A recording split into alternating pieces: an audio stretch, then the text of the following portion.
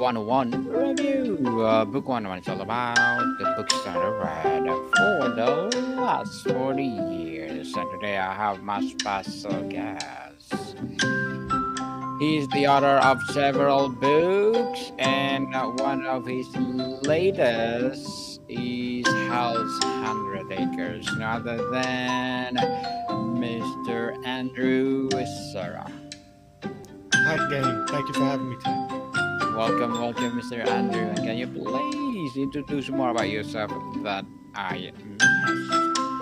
I'm a writer. I live in New York City. I've published a number of historical novels and one nonfiction book.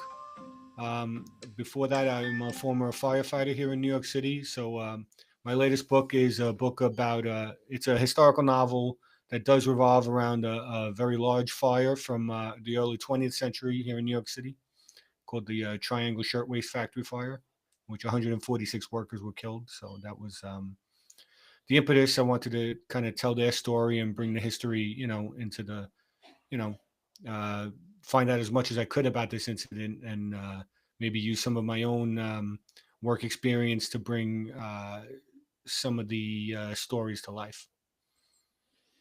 And thank you so much for sharing your knowledge and wisdom to the world, Mr. Andrew. Thank you. So let's talk about your latest book. Tell us, Hell's 100 Acres is such a powerful and evocative nickname. For those unfamiliar, what were specific conditions are the hellish elements that earn this district its infamous reputation? Well, the name of the novel, Hell's Hundred Acres, it comes from it was a nickname given to the neighborhood in Lower Manhattan, where there are a number of a large amount of factory loft buildings, which were built in the mostly in the 19th century, and it was a large manufacturing area, and there were a number of very serious and fatal fires in this area due to the heavy fire loads and the type of construction. And probably the most famous, infamous of these fires was the Triangle Shirtwaist Factory fire in 1911, in which 146 workers were killed, many of whom were forced to jump from upper floor windows because their exits were locked by the owners. So the fire itself led to a lot of changes in workplace safety. A lot of the fire safety laws that are in place today come from this fire. What was the central story or character you discovered in your research that convinced you this was a book that had to be written? Uh, a number, I would say, a number of things. Really, I tried to draw from a lot of different characters from a lot of different walks of life who all converged on this event. The story centers around two characters. One is a young seamstress, an immigrant, a young immigrant from Eastern Europe who came to the U.S. like many of the workers at this factory, and the other is a young firefighter. He's a rookie firefighter starting at the firehouse near this factory who responded to the fire. And then there's also a lot of the owners of the factory. I kind of wanted to bring them to try and shed some light on how these conditions came to be, what were their motivations, and why these conditions were allowed to exist, and also the politicians at the time and some of the local leaders that created the political environment in New York City at that time that led to this event. Beyond the vice and crime, what does the story of this neighborhood reveal about the soul of New York City during this period? I think a lot of things. Probably the immediate thing that comes to mind is immigration.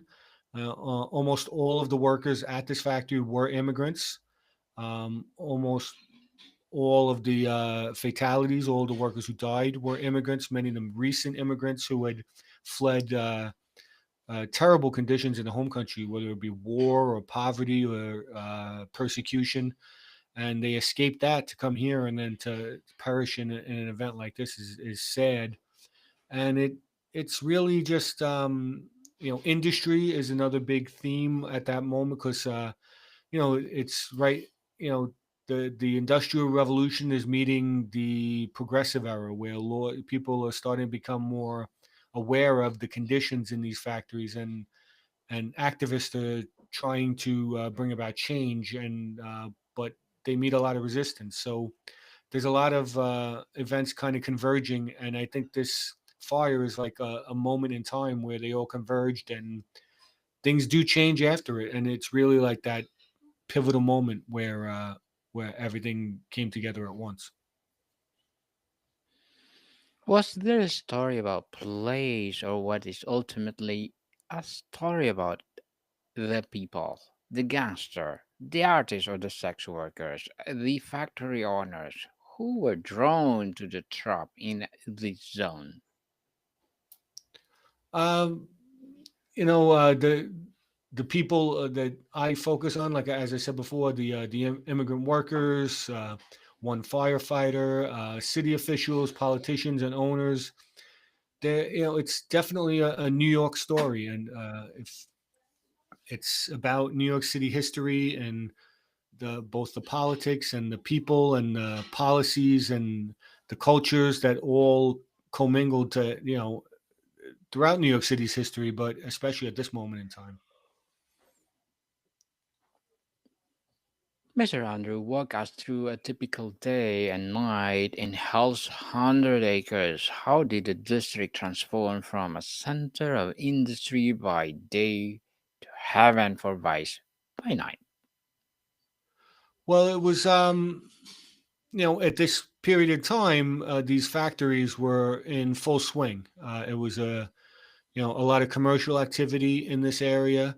It's now the neighborhood today. It makes up part of Greenwich Village and Soho and maybe the northern part of Tribeca, which are very kind of trendy, culturally culturally vibrant neighborhoods today. But 100 years ago, 100 plus years ago, they were manufacturing neighborhoods. A lot of them, or centers for newly arrived immigrants living in tenements. So it was definitely a different neighborhood than we see today.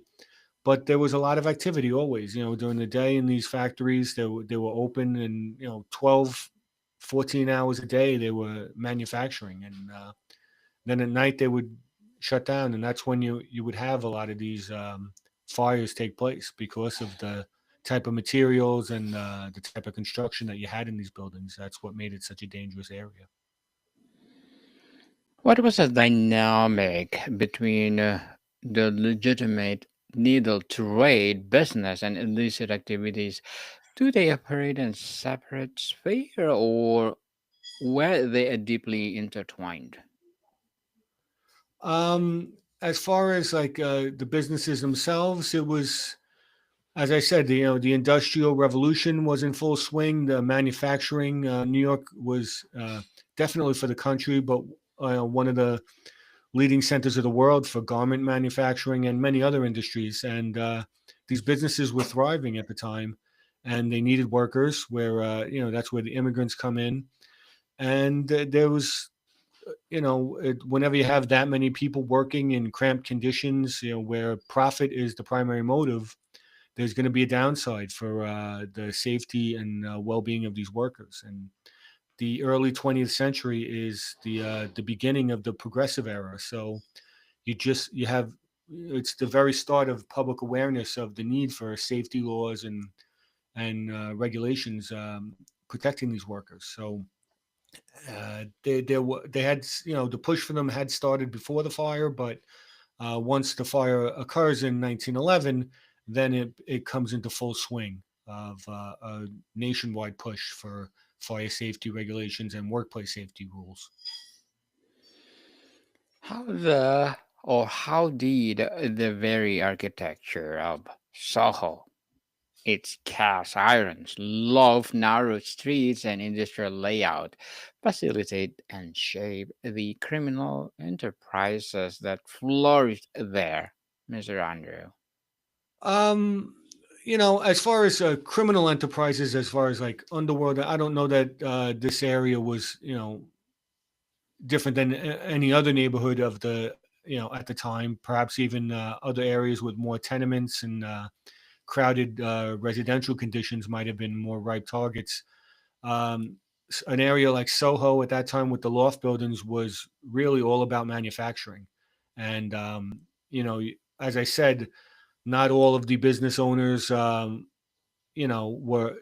were interested in worker safety or the public benefit. They were there to make a profit, so that was their primary motive, business profits. And they used the politicians of the day. They were wealthy business people, and they were able to bend politicians to their will and get their way and prevent laws that cut into their profits. And I think that was the primary motivation for the powers that be in these areas. The police and city officials are of the time are often characters in these stories. What is their role? Were they turning a blind eye, actively participating, or simply overwhelmed? Um, as far as there was of obviously no shortage of criminal activity this and areas, and there's much has been written about either police corruption or in New York City itself, which was ruled by an organization at that time called Tammany Hall, which was the Democratic leadership of New York City.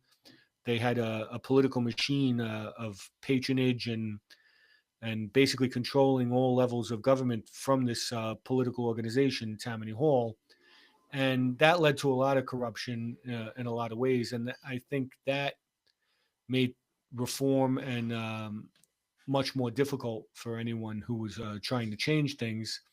The city officials, as you could see, some of the characters in my book, one in particular was the fire chief at the time. His name was Edward Croker, and I think he's a very interesting character, which is why he's so prominent in the book. He is the nephew of the head of Tammany Hall, a man named Richard Croker, who was infamous at the time. Maybe not as much as Boss Tweed, who's probably the most infamous head of Tammany Hall, but he was maybe just below him. And corrupt and very powerful in his day. And then his nephew, Edward Croker, becomes a New York City firefighter and rises through the ranks. And by all accounts, is hardworking, honest, dedicated, and he gets out of the shadow of his uncle and rises on his own merits to be the chief firefighter in New York City. And he's one of the leading voices for reform and changes. And he had spoken even before the fire about the need for sprinklers in factories and other safety rules that could have prevented this tragedy. And he definitely led the fight for reform afterwards. So there is definitely a lot going on with New York City officials at the time. They had competing factions fighting for their influence, whether it be the leaders of Tammany Hall or the business owners or city officials like Edward Croker with the fire department who were pushing for reform. The district was a melting pot for different immigrant groups and criminal factions. How did the diversity fuel both conflict and unique form of collaboration?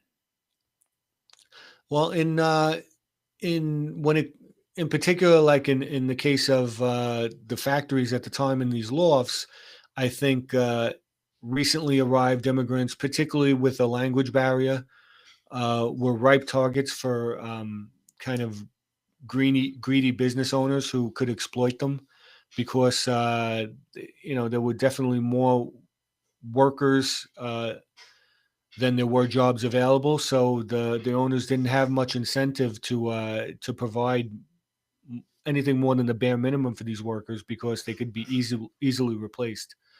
So there wasn't a lot of recourse for a worker who was being overworked or was unsafe in any way. They just basically had to put up with it and work in terrible conditions. And I think the definitely the waves of immigration at the time helped fuel this by providing such a ready stream of available workers for these business owners.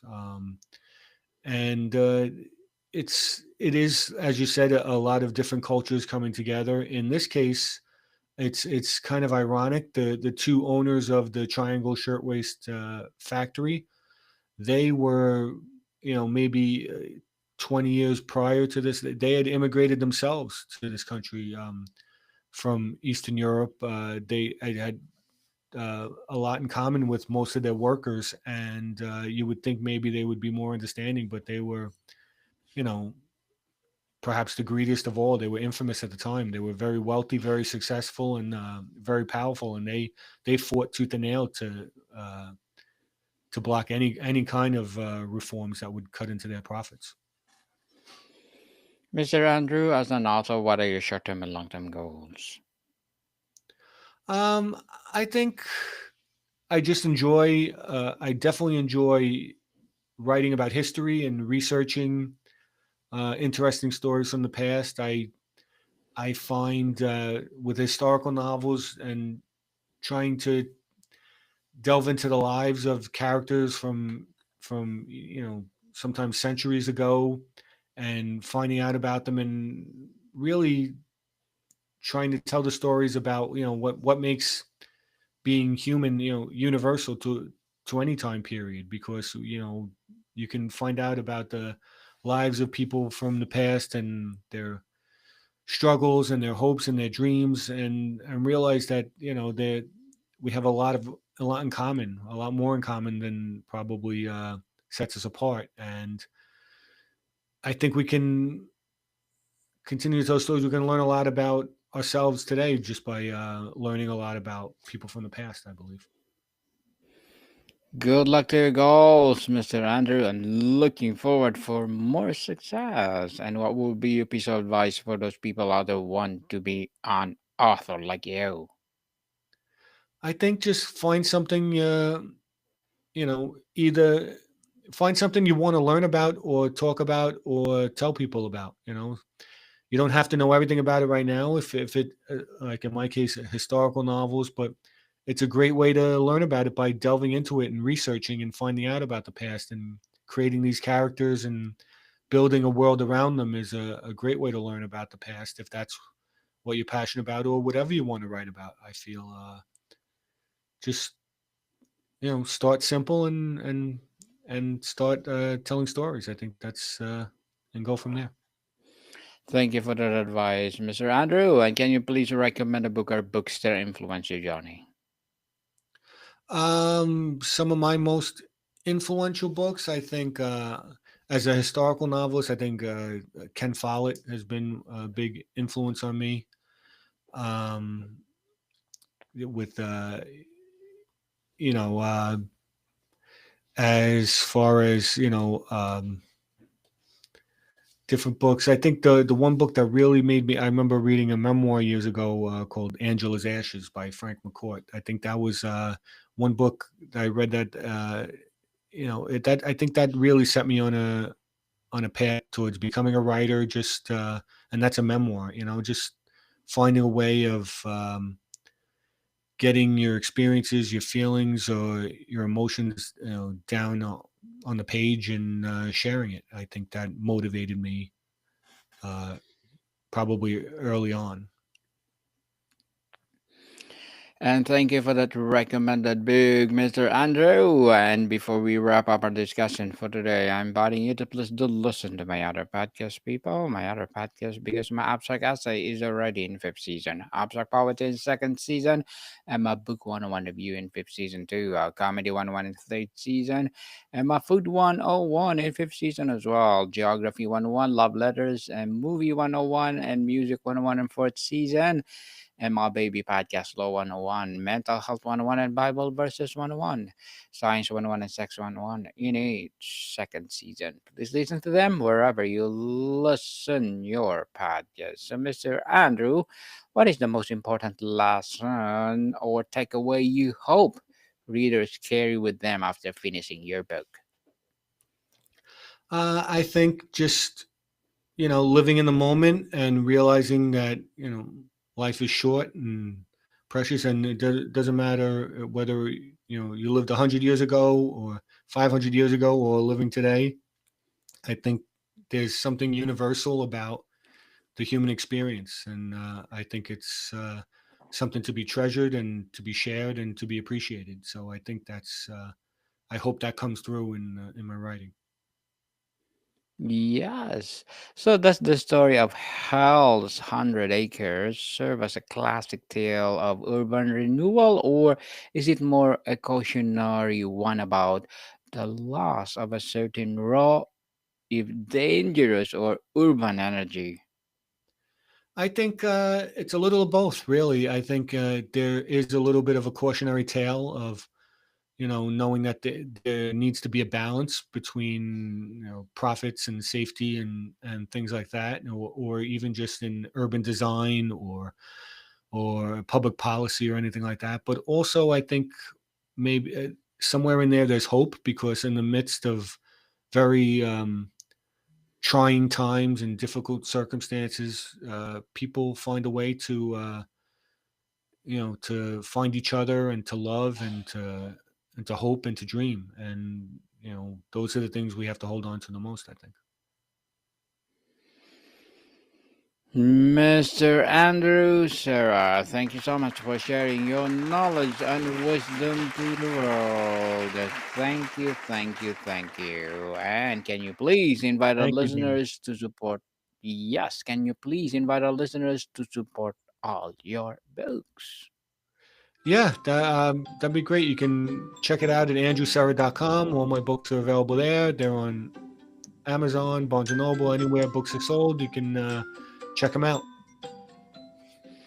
Yes, people, let's support Mr. Andrew Serra, because if you support him, pursue more and more empowering books like this to come. So, Mr. Andrew, thank you so much for your time. Thank you, Daniel. Moricon people, see you soon.